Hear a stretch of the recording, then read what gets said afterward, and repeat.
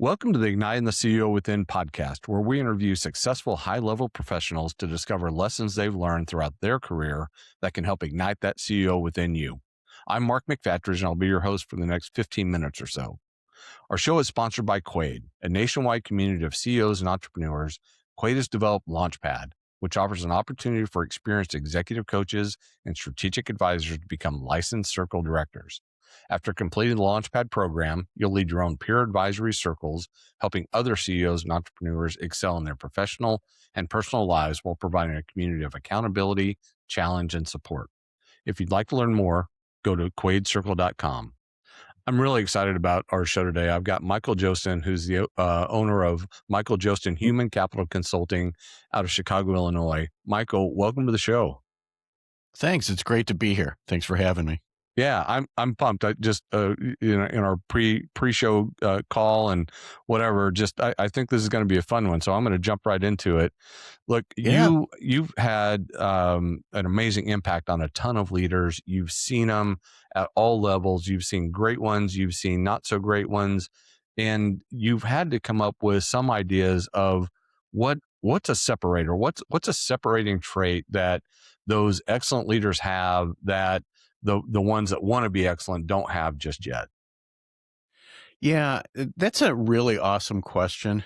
And it's probably an age-old question. And from my experience, I think there's two things. And we can talk about them however you want to talk about them. I think the first one is very internally focused, and that is that a leader really has to have a really high level of self-awareness and humility to be a really good leader. Mm-hmm. The most effective leaders I've worked with have those things. And then the less effective leaders seem to be lacking that in some capacity. I think the second thing that has to occur to be a really effective leader is it's more of that outward focus then. And it's what are they doing to garner and develop and establish trust with everybody that they come across. And I mean, I have become more and more convinced of this, that trust is probably the most important ingredient to being a good leader. And without it, nothing substantial is going to happen.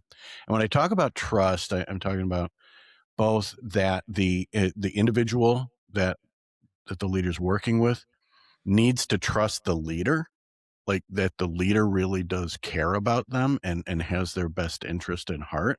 And that's how the leader like draws out the best in people. And then the leader has to be able to trust the person. Yeah. And I've seen that missing at times as well. It's, I don't know if I trust this person or not. Well, then they're going to pick up on that. They're going to feel that. And whether it's conscious or subconscious, there's going to be some level of holding back. So they've got to be able to trust the people that they have, and to do what, they're supposed to do. And then if they can't or don't, or results aren't where they want them to be, then they can, again, go back and elicit that, draw that out of them, draw the best out of them. I think those are great observations. And I think I might add that to get the second one, you have to have the first one. Yeah. Right. The trust doesn't come. You can't have trust without that self-awareness and knowing who you are. Right. It's so true. I'll ask people, leaders, how would you rank the level of trust with your team? Where would you put trust at? And, well, I think they trust me. It's like, okay, what makes you say that? And that, to your point, I think you're right. They have to be able to look into themselves and have that self-awareness and be able to say, oh, maybe I'm not, or I think I'm doing this, or I think I'm trying to do that. And then, so you're absolutely right. They work very, very hand in hand. The self-awareness piece, I think is really key. I agree with you wholeheartedly. I use the phrase unapologetically authentic. when I start talking about leadership and who you are and that type of thing. And that's really important. The interesting thing is, to me, it takes it's an evolutionary process, right? Like I'm a different person at 58 than I was at 48, at 38, and certainly at 28. We won't Oh, even talk without a about doubt. we won't even talk about 18, right? But, um, uh, Right. yeah, I think the statute of limitations has kicked in, so I'm probably safe. But Hopefully. yeah, yeah, but I talk about that because it is an evolution because you do, the more you get exposed to things, the more you learn, the more you read, the more you interact with different people, you evolve. Oh, yeah. Yeah. I had to kind of summarize that thought. I had a mentor once, and he would talk about, you go as far as you can see, and then you see how you can go even farther. Ooh, And I like I agree. I was the same way when I was young and brash, and when I entered into the workforce, and I knew everything, and right, and a lot of chest pounding, and very black and white thinking, and this is how things need to be. And I had it all figured out, but I was still discontent because things weren't necessarily going the way, not in all the ways, right, that that. I wanted them to. And then at some point along through the evolution, you're absolutely right. There's this little spark of awareness starts to grow, like, like this is what motivates me, but that might not be what the person on the other side of the conversation is Yeah. motivated by. They've got their own lens that they're looking through life in. And when you start to realize that, it's like, I wonder what else they're seeing, or how they're seeing things. And I guess I'm less, I'm not a therapist, so I don't really totally care about the ways people get to where they're at, but Yeah. it it's interesting, and it starts to put things in perspective, and that makes sense. And I guess, from an empathetic or empathic view, it's, wow, if I had that sort of experience or upbringing or things happening to me, I probably would maybe respond Yeah. in similar ways. But all of that is less important than, and I think, like, as you talk about continuing to evolve, then okay, so here they are, here I am. What's possible within that, Hmm. and where can we, get to? What agreements can we arrive at? How can we both move forward towards something else? And I, Yeah. do that with myself, and it's what I work with, my coaching clients and my CEO clients and consulting clients on, is what's possible from here. And then, that their gap is, what needs to be true for that to happen. Yeah, I love that. I really keep going back to that. Go as far as you can see, and then you'll see how far you have to go. So for me, Yeah. my translation of that is, again, if you're a product of your surrounding and what you get exposure to, right? Like I grew up in small town Indiana, and great community to grow up in, but if I would have stayed there, my life would have been really different than what it is today, right? And I was fortunate to come to school at Butler University and meet people from different states and different countries, and then it's like, okay, well, I didn't know that existed, right? And Right. so I didn't know I didn't know what I liked or didn't like because I didn't know what all was out there. Right. And then Yeah, from exactly. Yeah, and then from a professional standpoint, and maybe it's not even professional. One of the things I started to do was I call it pocketing experiences, where every conversation I have, I'm like, oh, cool, that's neat. I'm going to put this in this pocket. So when I'm in that situation, I can pull that out as a reference, make it my own, and attack it that way. Or you talked about just a little bit of, I also saw what not to do, right? And I put that in the other pocket. So if I was in that situation, I'd be like, no, I'm not going to screw that up like that. I'm going to do it slightly differently. But Right. yeah. So as you Yeah. work with leaders in your profession and in what all you do in your coaching practice, how do you help them become self-aware and understand better understand who they are, and then convince them that it's okay to be that way, because we all have this vision of what a CEO is supposed to be and look like and act like and all Yeah. that. Yeah. I think I don't have, I guess, a specific formula that I go through per se, but through certainly through conversations, it start to identify, like, where do you want to be, Mhm. or how would you like things to to be, and then kind of taking an inventory of, well, what is happening that are leading to these specific results, and in more of the ideal, where you'd want to be, um, what might be those gaps, or what might be getting in the way. Mhm. And then at some point, the conversation has to go to, so in this ideal, the ideal scenario, how are you as a leader showing up in that moment? When things are going good, how are you showing up? When things are tense, how are you showing up? When Mhm. when people aren't living up to the expectations that you have, how are you showing up? And then also, that's part of it as well, is what are the expectations, and are they reasonable expectations for the situations? And uh, I hear a lot of shoulds. People should be this, but they should be that, and like, that's an interesting perspective. From why should they be? Have Uh-huh. they had the training and exposure and the learning opportunities and such? So, and then, so from there, then and I think this is an important distinction to make as well, and that is, so through that, maybe we've identified some disconnects, right? That, well, I want them to be able to trust me, but I'm doing things that maybe don't garner trust. Mhm.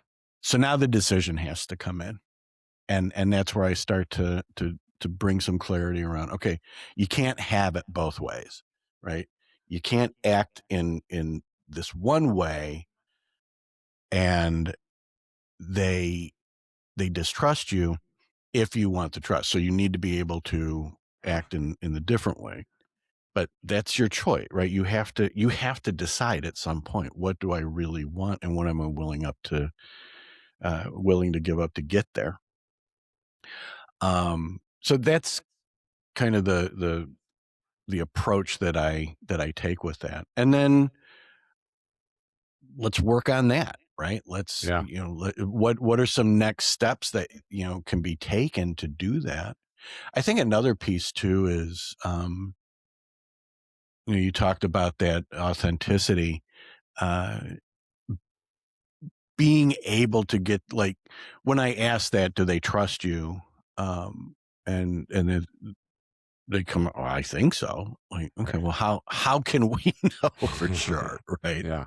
Yeah. I could ask them. I'm like, okay, that's it. Now, how do we frame that question in a way that they feel safe giving you Right. an honest answer, right? So that's kind of the approach that I take with that. And I do want to put in one little, um, not really caveat, but it's part and parcel to it too. Is, so many times I think we get bogged down in,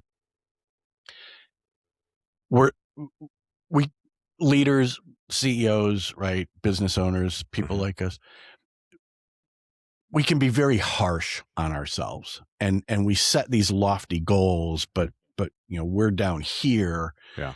and we can get really hard on ourselves. Why am I not up there, right? Why aren't things like that? And I think it's equally as important to sometimes take a step back. And Jordan Peterson, he's got a great quote about, don't measure yourself against um, others or who you want to be. Measure yourself against who you were yesterday. Wow. And I think that we need to give ourselves a lot of grace because the evolution isn't easy, right? Yeah. If it were easy, it wouldn't take so long Right. and Right. and it wouldn't be painful at times, right? So we do need to give ourselves some grace and think, you know what, I'm doing a little bit better than I did yesterday on this journey. Yeah. I like that. And that's not an easy thing for highly driven folks to do, right? It's not It's often about the destination and not the journey. And if you're able to flip that, it makes a world of difference, and you could see where you've come from and all that. Because I once had a boss that said, they put a bar on the high bar for a reason, right? I mean, you always want to keep going over it, right. right? And that's whether that's healthy or not, I don't know, but that's kind of how we look at things. Yeah. Yeah. Michael, this has been awesome. I'm gonna go off tangent a little bit, and one of Okay. the things that I like to end these conversations with is having you think back to 21-year-old Michael. We talked about 18-year-old Mark, but 21-year-old Michael. What is one Oh yeah. thing that you wish 21-year-old Michael would have known that you've learned over the years? Wow. That I think it really is around. There is so much to learn, and you don't have all the answers, and and you may never have all the answers, right? And really lean on other people and learn from them. I think if I were to really narrow that down, I would have loved to have had, looking back, right? Yeah. Yep. Um, I would have loved to have had a really solid mentor very early on and understand that concept of mentorship and Hmm. and and and I guess kind of part and parcel of that and what I wish the mentor would have helped me learn would have been a lot of more humility at an earlier age. Yep. I think that would have made a probably the journey. Yeah, I'm happy with the journey. I'm Yeah. happy with where things have ended, but maybe it would have been a little shorter and a little less painful. but then again, who knows? Maybe that was necessary. So, Yeah. but yeah, that's what I would have loved is a lot more humility and a really strong mentor to help me see things Yep. differently than I was seeing him at the time. I love it. I love it. All right, let's wrap up. Share what an Yeah, engagement with Michael Joesten Human Capital Consulting looks like, and most importantly, how do people get a hold of you? yeah. I LinkedIn is a really good way to get a hold of me. And that's the Joesten is how you spell my last name. And then michaeljoesten.com is my website, has a lot of information on there, a lot of blog posts, some social media posts, um, contact info. It talks about what I do, the services that I provide. Three main things that I do. Number one is a Vistage chair Hmm. where that's a local CEO group here in Northwest Indiana. Then I have another group in Northwest Indiana as well for trusted advisors. So, think attorney or an accountant or Hmm. a banker. We have those people in this group. It's people that are looking to build their book of business and learn best practices from others. The CEO group is great for being a sounding board where CEOs can really tackle the biggest challenges and the biggest decisions that they've got in front of them right now with a group of people who have been there. Yep. My consulting, uh,